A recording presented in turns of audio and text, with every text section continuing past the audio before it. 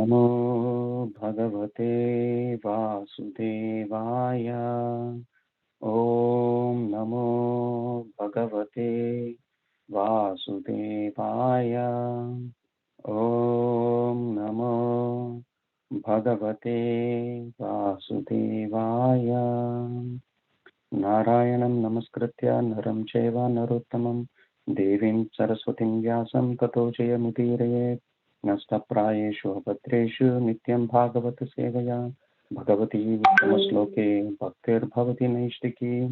कृष्णाय वासुदेवाय देवकी नन्दनाय च नन्दगोपकुमाराय गोविन्दाय नमो नमः। Start sharing my screen, Prabhu.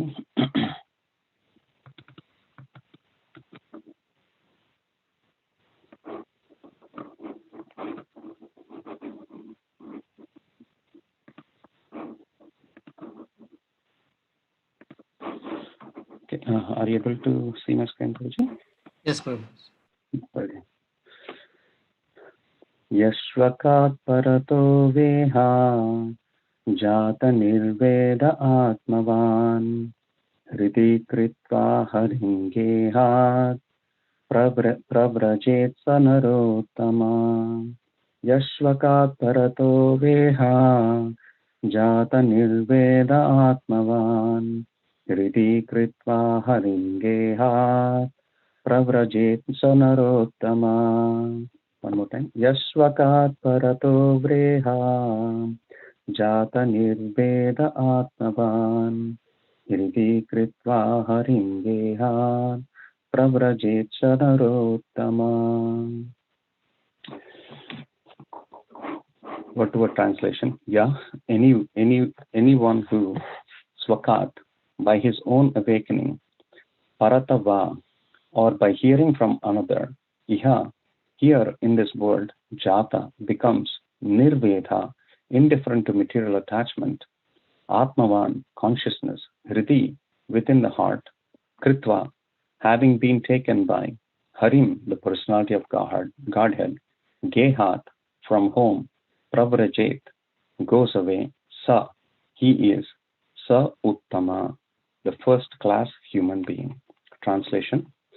He is certainly a first-class man who awakens and understands either by himself or from others the falsity and misery of this material world, and thus leaves home and depends fully on the personality of Godhead residing within his heart. Purport by His Divine Grace, A.C. Bhaktivedanta Swami Srila Prabhupada Ki Jai. There are three classes of transcendentalists, namely the Dhira, or one who is not disturbed by being away from family association; one in the renounced order of life, a sannyasi, a frustrated sentiment; three, a sincere devotee of the Lord who awakens God consciousness by hearing and chanting and leaves a home depending completely on the personality of Godhead who resides in his heart. The idea is that the renounced order of life, after a frustrated life of sentiment in the world, may be a stepping stone on the path of self-realization, but real perfection of path of liberation is attained when one is practiced to depend fully on the Supreme Personality of Godhead, who lives in everyone's heart as Paramatma. One may live in the darkest jungle alone, out of home, but steadfast devotee knows very well that he is not alone. The Supreme Personality of Godhead is with him, and he can protect his sincere devotee in any awkward circumstance. One should therefore practice devotional service at home, hearing and chanting the holy name, quality, form, pastimes, entourage, etc., in association with pure devotees. And this practice will help one awaken God consciousness in proportion to one's sincerity of purpose.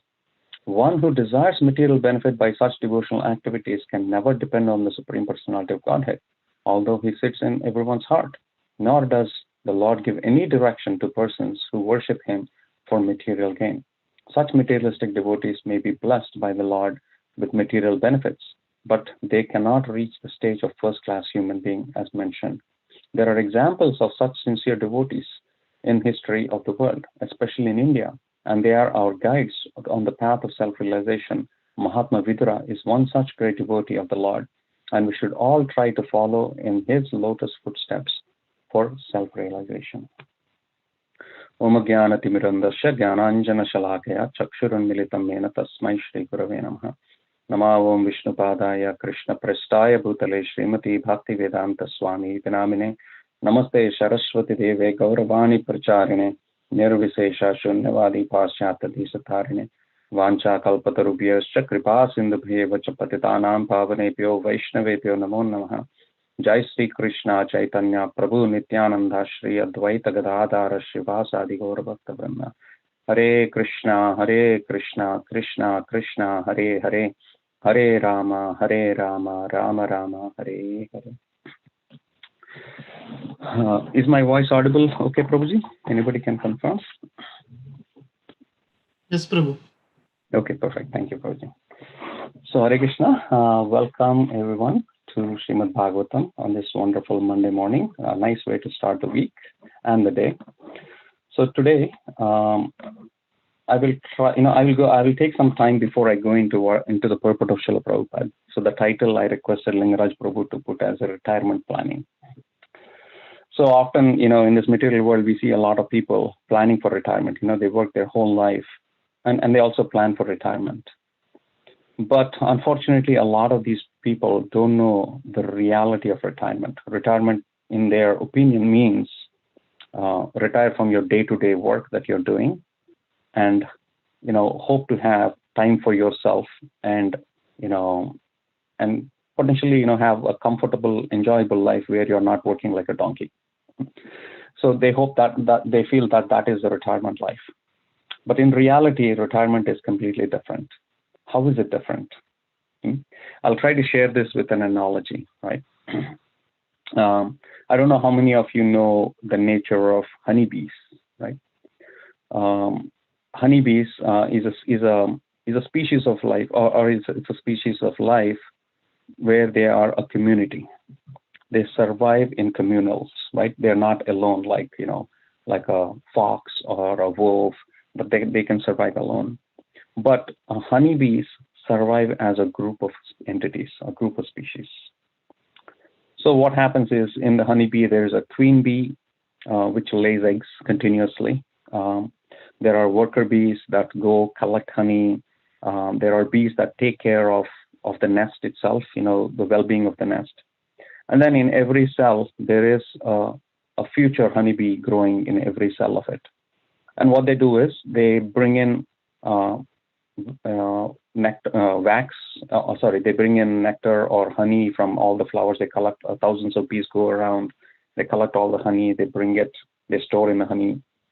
They also make wax out of it. Using the wax, they make the cells or the honeycomb, right? And everything looks good, fantastic, right? Every little honeybee, a little larva that is being put, egg that is being put into the cell is being fed honey. It is being taken care of until it becomes a honeybee. And similarly, all this wax and all this honey that's being brought to the nest is also used to feed all the honeybees, right? All the honeybees take some honey, they maintain their body through it, and then they maintain the nest. And this is the communal. So it looks like everything is nice and going well, right? The real problem starts for a honeybee when it comes to its retirement age. What it means is, when the honeybee is taking more than what it is giving to the community. At that point, the real trouble starts for the honeybee. It gets, this is not 100% accurate from a scientific perspective, but I'm trying to use this analogy, right? When the honeybee begins to take more from the community than it can give, it either gets killed. If it's for example, if it's a queen bee, it gets killed. Meaning, if it's not laying eggs, it will get destroyed by another queen bee, which is going to be created by the community. If it is a worker bee, it just has to abandon the nest, or it gets killed by other things. So in essence, the point I want to make is, when the honeybee is in larva stage, it is taken very good care of until it becomes a bee, an adult bee, because there is potential for this bee to come out of its childhood age or come out of its infancy and become an adult and then give back to the community. And similarly, as long as the bee is giving back to the community, it is taken care of very well. But however, when, by the way, I forgot to mention one thing. I really recommend each one of you, before you start understanding what I'm trying to say, please remove the concept of dharma or concept of ethics and morality so that you can completely understand this analogy that I'm trying to give you, right? Put that ethics and morality on the side and think about profit and loss, completely profit and loss, right? So that I want to share this with you. So the moment this bee is not able to give back to the community, it has to be destroyed in one sense, right? So Vidura is sharing the situation of Dhritarashtra right now. He's bringing into reality what is the reality or the situation of Dhritarashtra. So I wanted to go back a few verses and read the translations to see, and each one of us can correlate. I'll say, I mean, please don't take offense, but 95% of this world are Dhritarashtras, are have the mentality of Dhritarashtra. And that could be including, I'm talking about myself, including us, in the garb of a devotee, but we are Dhritarashtras. Let us see how this works, right? And Vidura is trying to bring this knowledge in about us, right? So I will read the translations. So this whole chapter earlier, we saw that how Vidura came into the palace. He is, he's greeted by Yudhishthira and whatnot. And then he immediately, after some time, he starts to speak to his brother, Dhritarashtra, right? He starts with this one, right? Insurmountable eternal time imperceptibly overcomes those who are too much attached to family affairs and are always engrossed in their thought. Mahatma Vidura knew all this, and therefore he addressed Dhritarashtra by, my dear king, please get out of here immediately. Do not delay. Just see how fear has overtaken you. The frightful situation cannot be reminded by any person in this material world. My Lord, it is the Supreme Personality of Godhead as eternal time Kala that has approached us all. I want to start with this first thing, eternal time Kala. This is reality, right? By morning, 4:30, 5 o'clock, sun rises. By noon, it is right above our head. And by 6:37, sometimes depending on the season, 8 to 8:30, the sun sets. That is Kala. Nobody can deny it.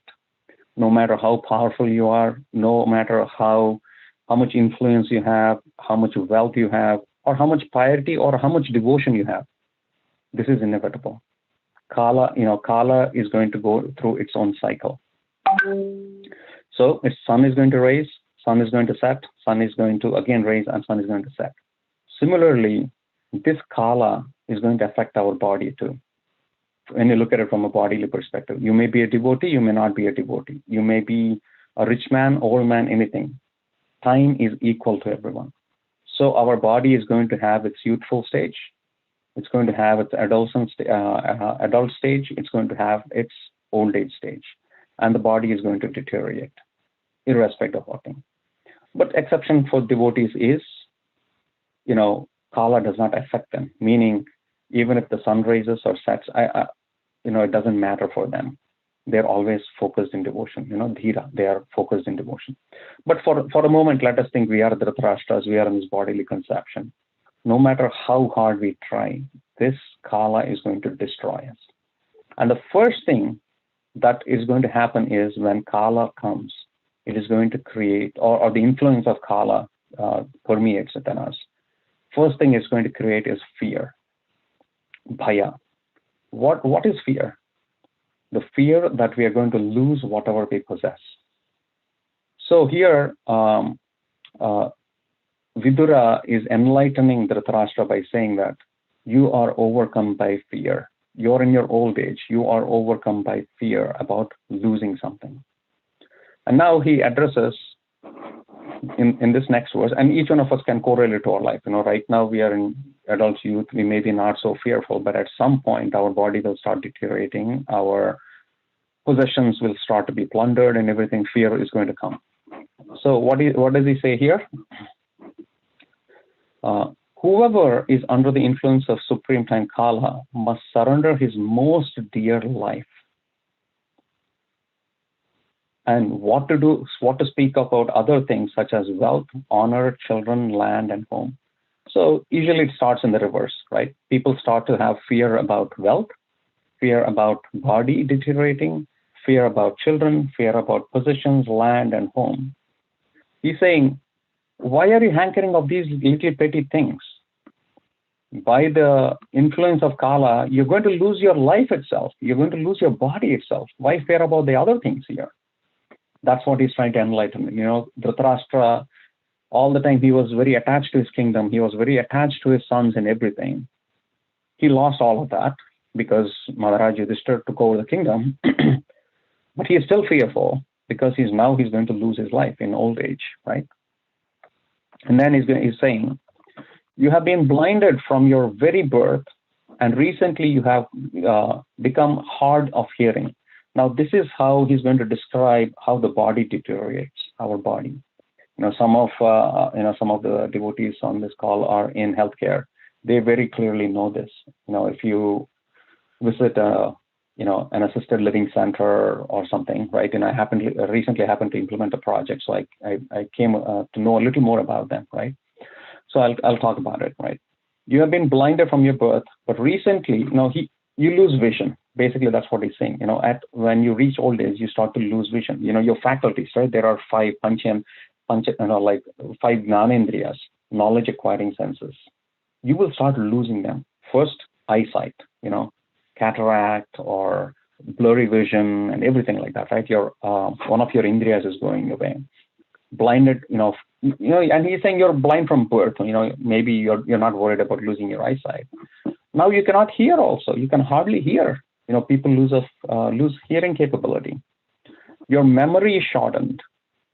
And this is one more thing, I think when I implemented one of these projects, they have a lot of facilities where they have assisted living, meaning, old people are assisted for living. And there are different categories of assisted living. There is a category where it's called, you're just assisted living, meaning you live in your room, you can take care of yourself, you can wear your own dress, you can go around, you can drive and whatnot.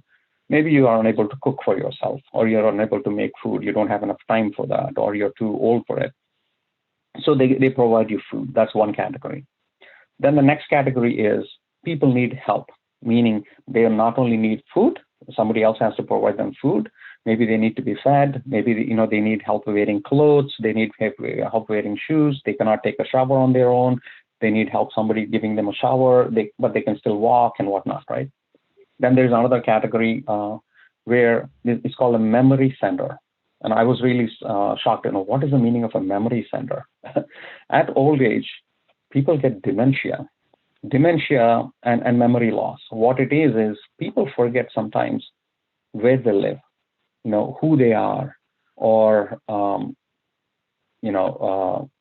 they are basically, So for these people, the community has to be gated in the sense all the doors are locked. You cannot get out of that door without swiping a card or something like that. That's because people lose memory and they don't know who they are. If they leave the facility, there's a chance that they'll be lost. Sometimes we always receive some alerts from, at least I've received in the last 6 months, 2 times an alert that, 85-year-old person, he is lost, we cannot find him. If he was wearing so-and-so dress and whatnot, can you please find this person?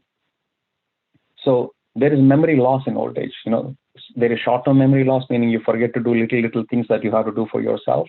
Or there is long-term memory loss. You don't know who you are, or you're just roaming around like a body just moving around. You don't know who you are, who people around you are. They don't even recognize their own children. They don't recognize their own wife who they lived with for like 50, 60 years. They don't recognize them. So it's called dementia, right? So that's what Vidura is pointing out. You're losing your memory, right?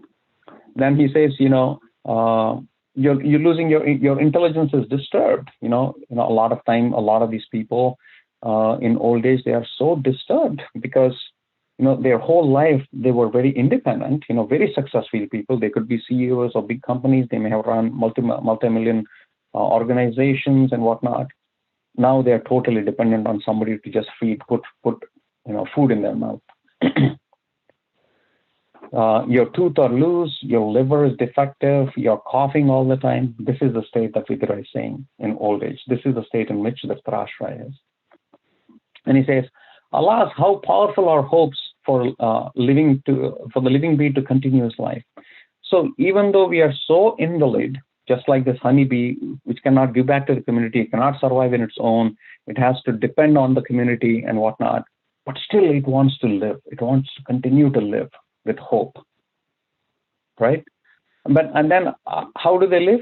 Living just like a household dog and eating the remnants of the foods given by Bhima. In this case, it's Bhima, but in our case, we just have to depend on somebody. Somebody gives you some scraps of food, you eat that. And then there is no need to live degraded life and subsist on charity. End of the day, we are going to be living on charity, on somebody else. This is where, I brought the concept of the honeybee. We are depending on the community. One may say, I have earned Social Security benefits. One may say, I have Medicare and whatnot. But end of the day, in one sense, it is charity, as a communal charity. And then you notice here, I want to point out to this one too, right? And you're also insulted their married wife and unsuppressed kingdom. So, who are you depending on? You're depending upon who you, in the past, you have, basically your enemies. You're depending on your enemies. Imagine begging from enemies and stay, and trying to survive under enemies. That is what it is. So I just want to point out one more thing, right? It may be our own children. It may be our own spouse. It may be, somebody that we've nurtured the whole life. But end of the day, we will become burden. This is where I want to say, remove your ethics out, right? One may say, yeah, I've taken the care of my whole life of them. It is time for them to give back. For a moment, just put that ethics out on the side. I'll tell you something that really stuck with me for a long time. Somebody shared about one of the temples, one of our ISKCON temples policy. And I thought it was very profound. That policy was very profound. The policy for visitors that come to the temple, meaning for somebody who's visiting from outside and they like to stay at the temple, right? Their policy is, for 2 days, you're a guest. We will treat you fantastically. You're a guest. This is a policy that was kind of explained to the guest reception team, right? For 2 days, somebody is a guest, and they have to be treated like kings. Starting from 3rd day and any on further, they need to do some service. And that is true, right? If you visit somebody, one of your relatives, for 2 days, they will treat you nicely, very happily. But after 2 days, you become a burden for them. So if you have to stay longer than that, you have to do some service, maybe cut some vegetables, maybe clean up the house, maybe clean up the plates and do something. But if you continue to be a guest and do not give back to that family or to a community that you're going to, you will become a burden, and someday you will be insulted because of that. So this, I thought that was very profound, right? Even if you're visiting a friend, a very close friend, even if you're visiting your own family members, your mother, your father, for 2 days, that's fine. But after that, you have to start serving them in some way, some little fashion. So if you apply to this to your old age, you should be giving back something to somebody. Otherwise, you become a burden. If you just keep on receiving and receiving and receiving, you will become a burden. So it's important. I thought that was an important lesson I wanted to quickly point out, right? And then he is suggesting. What is he suggesting to Dhritarashtra? He's saying there is no need to live this degraded life, and you don't have to depend on charity. Don't subsist on charity. So just get out of here. Despite your unwillingness to die, your desire to live, even at the cost of honor and prestige, your miserly body will certainly dwindle. Even if you want to live, your body is going to dwindle. Because earlier we talked about kala, right?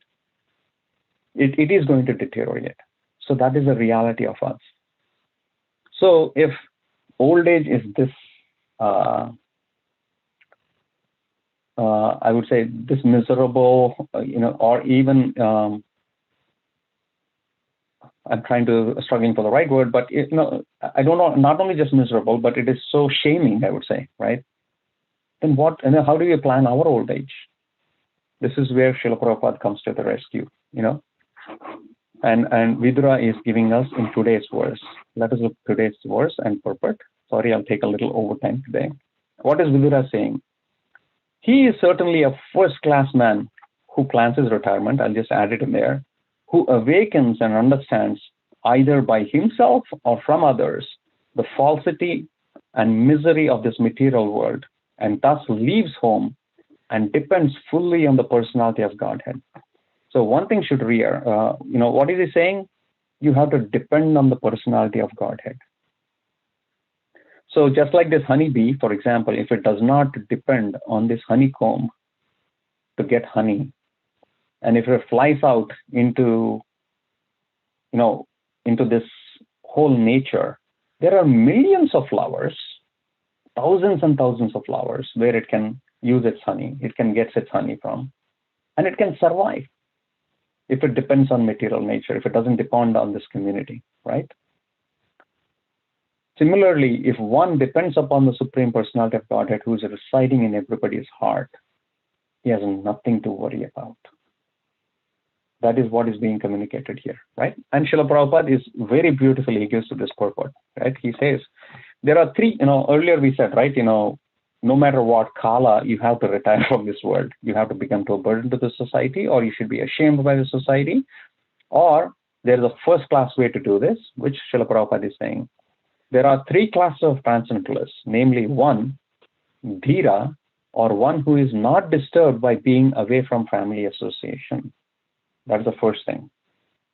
Somebody may decide to voluntarily leave their household affairs, being dependent on somebody and whatnot. They will voluntarily leave, and they are not affected by it, right? They're not going to go out and complain, my family is not taking care of me, my son is not taking care of me, my daughter is not taking care of me. They will voluntarily leave, and they are happy, just disconnecting, like, cutting out the roots, right? Cutting out those tie knots, and they will just they will just leave. The second one is one who is in the renounced order of life, a sannyasi, by frustration. He gets, just like Dhritarashtra, he decides to leave the house and become like a sannyasi. He out of insult, he leaves, right? Out of frustration, so much scolding or people being, like being insulted by people and whatnot, and then they leave. The third one is a sincere devotee of the Lord who awakens God consciousness by hearing and chanting and leaves home, depending completely on the personality of Godhead who reside in his heart. The third one is the topmost of the three. The first one left out of duty, you can say in a mode of goodness. The second one left out of frustration, mode of passion, meaning he tried as much as hard as possible, but, he got so much insulted, and finally out of frustration, he leaves. But the first one is a first-class devotee. He has heard so much about Krishna. He's developed a dependence on Krishna, and now he's leaving the home just to, it's more like, until now it was theory. He heard about Krishna, he still survived with the help of community, and he still survived through working a job in a social setting and whatnot. Now he decides to leave. Now it is practical. How can I depend on Krishna 100%? Right, in the first case, like, we can take an example who left the family association, for example, the Dhritarashtra himself, right? He leaves the house out of frustration. Now, a first-class devotee, the example is Vidura itself. Towards the end, Srila Prabhupada says, Vidura is an example. Vidura, he left, while Duryodhana insulting him was just an indication, but Vidura was always a pure devotee of the Lord. It was just a stimulant, for him to, or a reason, I would say mostly. It's not even a stimulant. He was not affected by Duryodhana's words in one sense, but he took that opportunity and he left his family life. He left the kingdom. All along he was there just to protect Yudhishthira and other, because out of duty. But because he always had Krishna in his heart, he left. And then we saw how Vidura traveled across many provinces before he met Maitreya Muni, right? And Uddhava.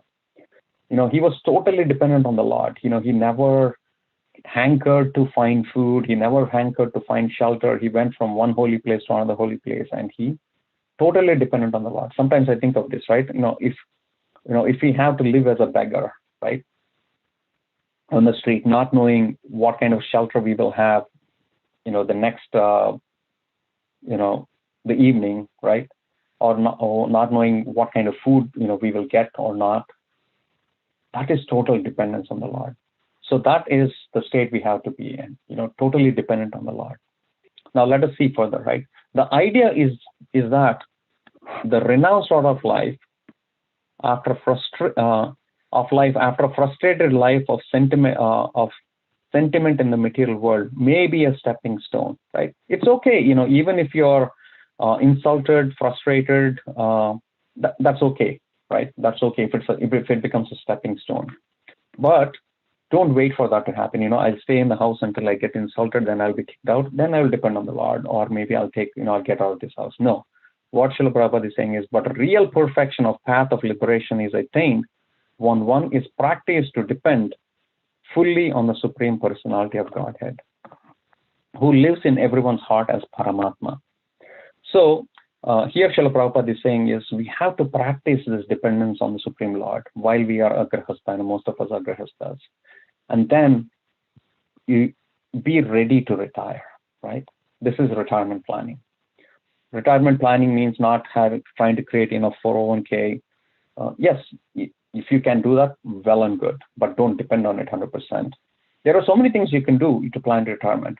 But your biggest, investment should be in, what you may put, a lot of people plan their retirement by putting in properties. They plan their retirement by putting in 401k. This is all money, right? But the biggest plan that we need to have, the biggest 401k plan that we need to have is, this is what Srila Prabhupada is saying is, practicing practicing dependence on the Supreme Personality of Godhead. That is our retirement plan. That should be our retirement plan. So every moment, put a deposit. You will get a 401k match also from our employer, the Supreme Personality of God. Krishna says, right? Ye yadamam prapadyante tam sataivam pachamyaham. How much you depend on Krishna, that much match he will put, right? And that's what Srila Prabhupada will say later, One may live in the darkest jungle alone out of home, but steadfast devotee knows that very well he's not alone.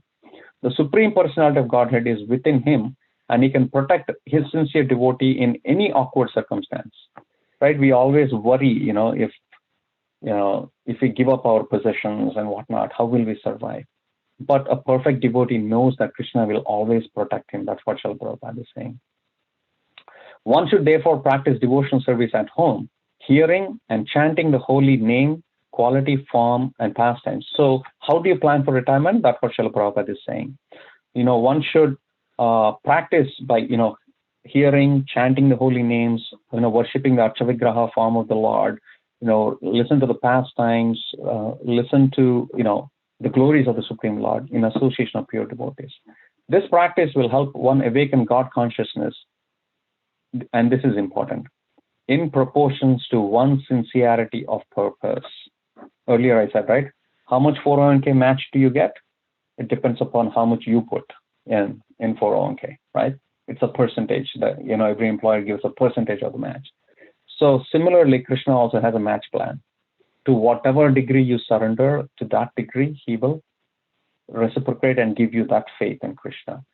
The less we surrender, the more faith we will have in material possessions. The more we surrender, the more faith we will build on Krishna. And now Srila Prabhupada is going to point out to the pitfalls, right? Let us assume, most of us are performing devotional service. That's why we come to Bhagavatam class, we listen to these lectures. But there is a pitfall here, or there's a trap here, and that's what Srila Prabhupada is going to point out.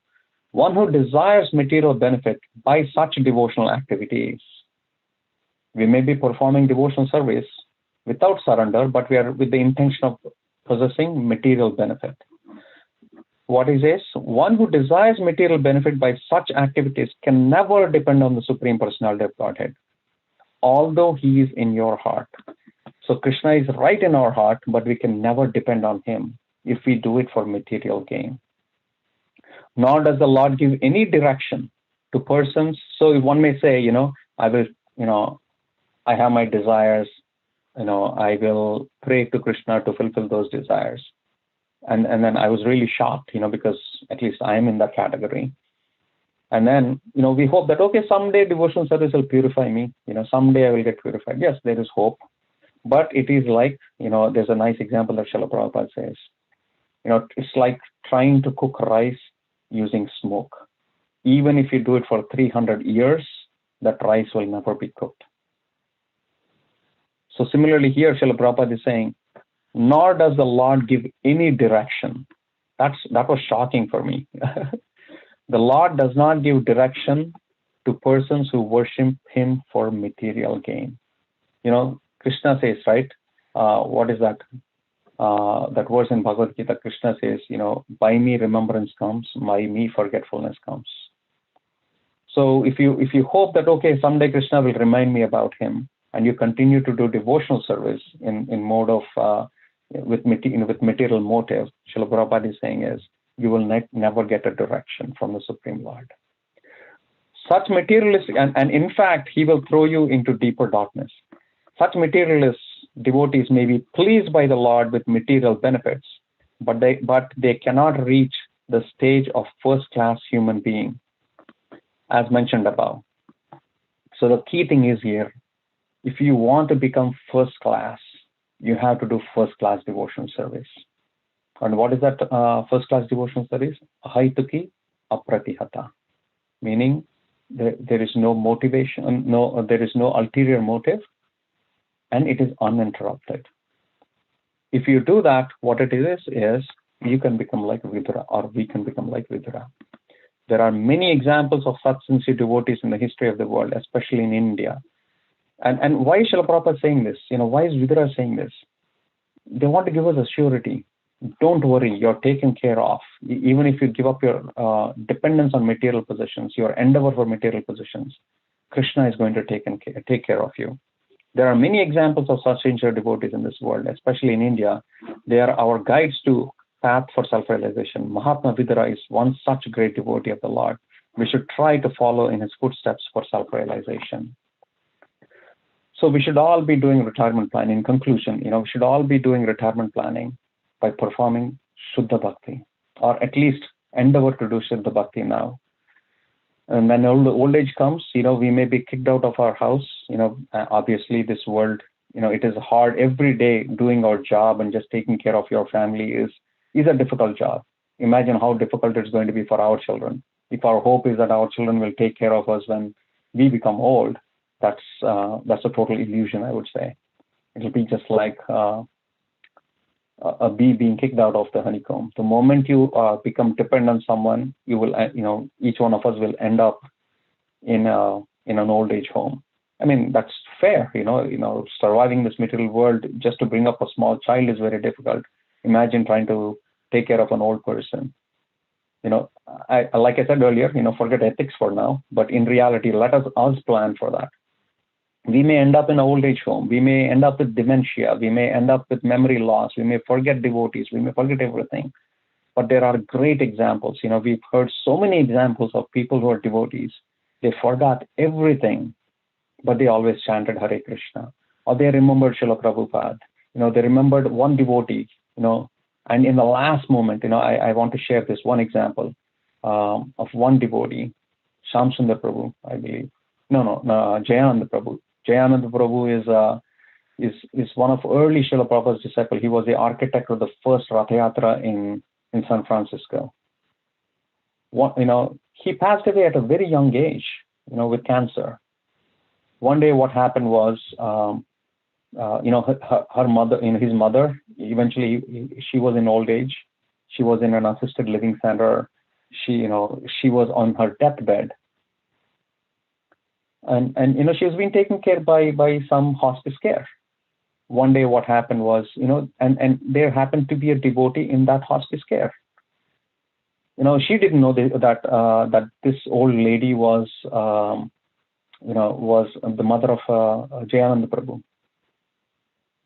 One day, for some reason, Krishna inspired her to put tilak and go to that hospice, for her work. She never usually put tilak because it's a workplace. One day, for some reason, Krishna inspired her to put tilak. And then when she went to take care of this old lady, she immediately said, "You have something on your forehead? My son used to put that one on his head." And then she became very curious. She became curious who she was. And then she came to know it was Jayananda Prabhu's mother. She was in tears. This nurse was like, she was totally in tears, how Krishna reciprocated through her, for the sacrifice of her son. And Srila Prabhupada, made this happen. So one should perform perfect devotional service in our life so that Krishna, and make a good retirement plan so that one day Krishna or his representatives will save us, irrespective of how our body state is or what condition we are in. Okay, this is what I'd like to add. Whatever I spoke, definitely I don't have a strong realization in the heart. This is just pure words coming out of the mouth, nothing from the heart. But I hope to one day, put these into action with all your blessings and, with your prayers and blessings. Yeah, this is where I'd like to stop. Anybody, sorry for being over time. Anybody would like to add any comments or any questions?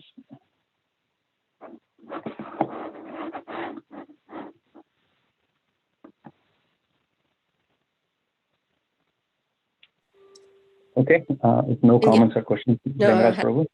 Hare Krishna Prabhu, please accept my humble obeisances.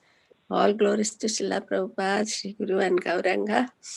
Thank you for the excellent class, Prabhu. Thank you for the excellent class and the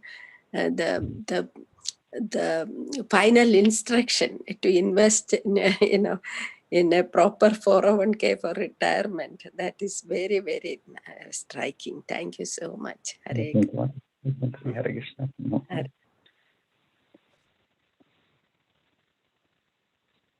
Okay, Lingaraj Prabhu, we can end it here for today. Garandharaj Srimad Bhagavatam ki jai, Srila Prabhupada ki jai.